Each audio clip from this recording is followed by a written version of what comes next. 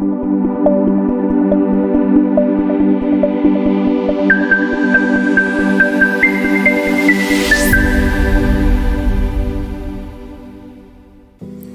automobile business is truly an emotive and a tremendously rewarding business. It has more excitement than any other business I've been involved in.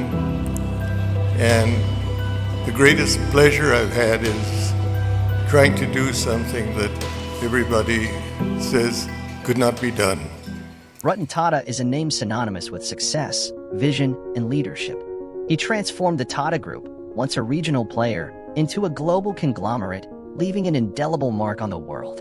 But what are the secrets behind his success? How did he rise from an apprentice to become an iconic entrepreneur? In this video, we delve into the life and lessons of Ratan Tata, offering valuable insights for aspiring entrepreneurs like you. Born into a prestigious family, Ratan Tata didn't take his legacy for granted. He started at the bottom, working as an apprentice in the Tata Steel division. This hands-on experience instilled in him a deep understanding of the business, the value of hard work, and the importance of empathy for the workforce.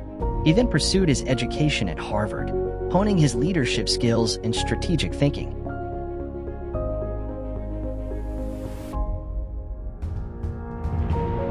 Far more is gained by walking on the shop floor and talking to the people and trying to communicate. One of my weaknesses has been, I think, I've never communicated enough or adequately with our people, partly because I'm a shy person, and secondly, because I didn't realize the importance of communication. But I think communication with the employees is an exceedingly important function that any company chairman has to do and be visible in that sense.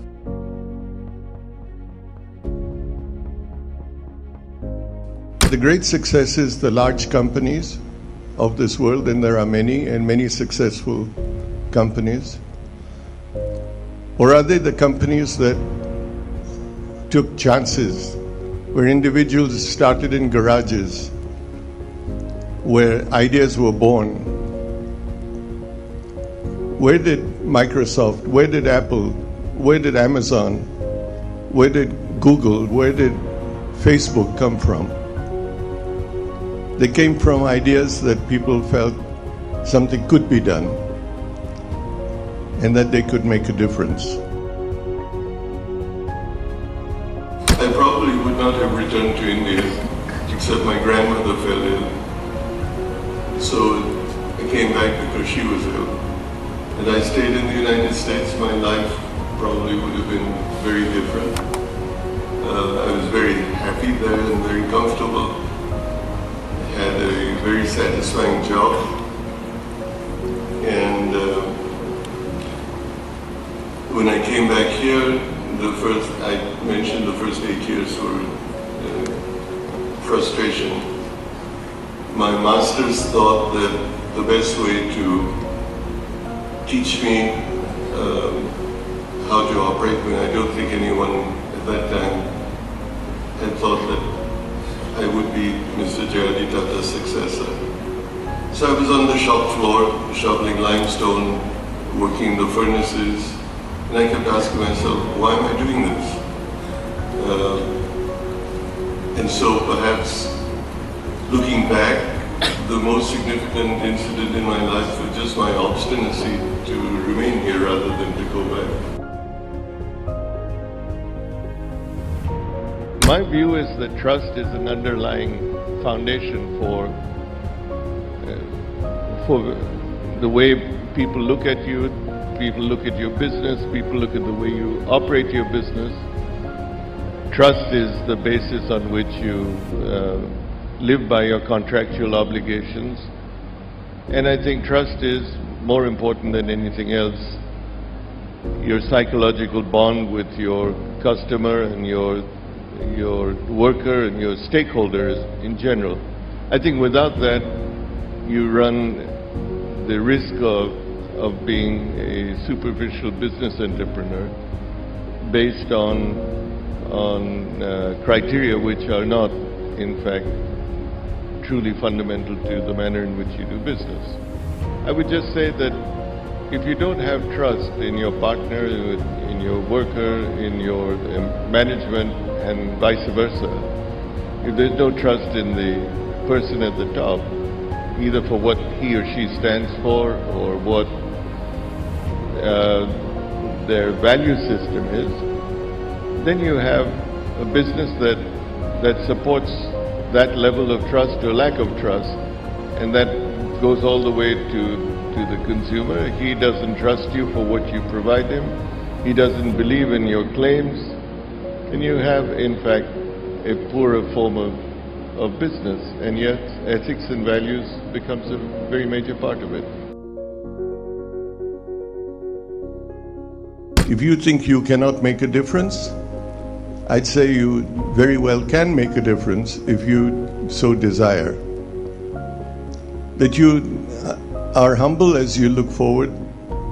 If you speak or sit next to a Nobel laureate, he never tells you that he won a Nobel Prize.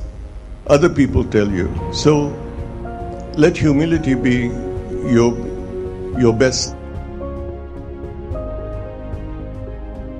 I don't know. One hero I've always had who no longer lives has been John Kennedy. Of course, I was very much in the U.S. at that time. That person stands out still as very much my hero at that time, and continues to get me emotionally nostalgic about the days that I was there. Now, before we continue unraveling the secrets of financial success, I want to share an exciting opportunity with you. If you're eager to implement these financial success strategies into your own life, consider checking out our exclusive online courses. The Cashflow Academia. Designed to empower you on your journey to wealth creation. These courses provide step-by-step guidance, practical tips, and real-world applications. Elevate your financial IQ and start building your path to success today. Check the link in the description for more details and enroll now. Let's continue unlocking the secrets to financial success.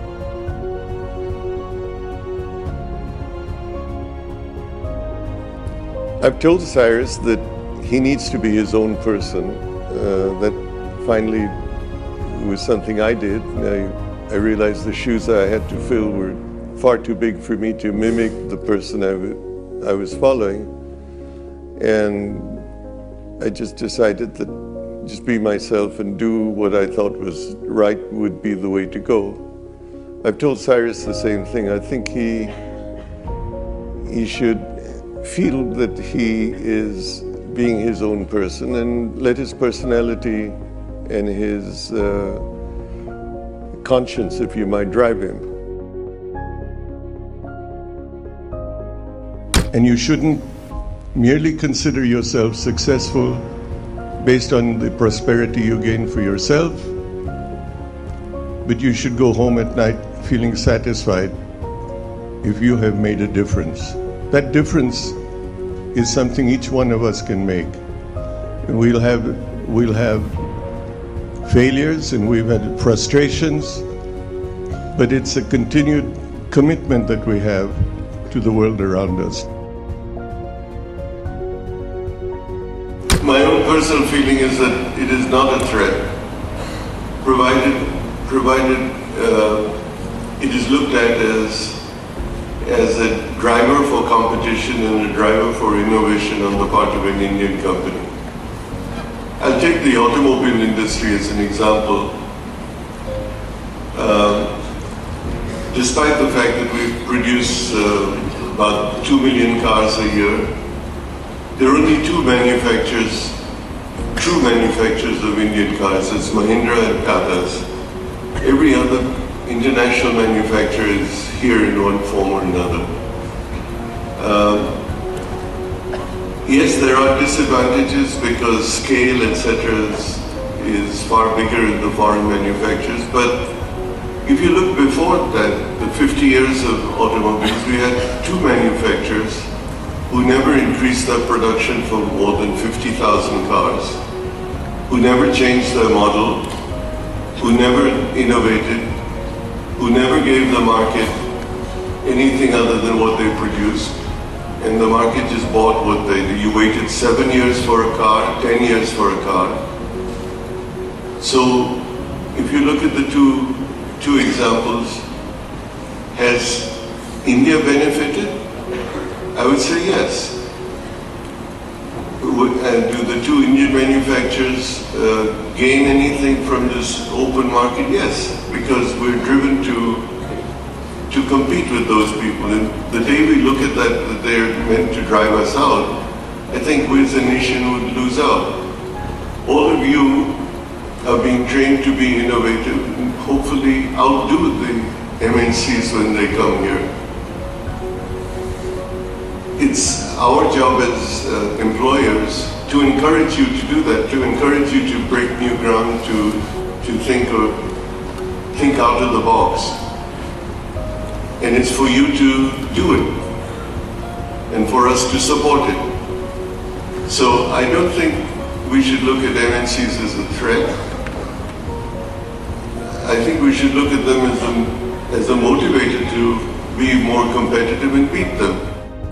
And there you have it. Ratan Tata's story is not just about his achievements, but about the values he embodied. Take his lessons to heart, embrace challenges, and embark on your own entrepreneurial journey. The world needs your unique vision, passion, and drive to create a better tomorrow. Thank you for watching. Please don't forget to like, subscribe, and hit that notification bell for more video updates.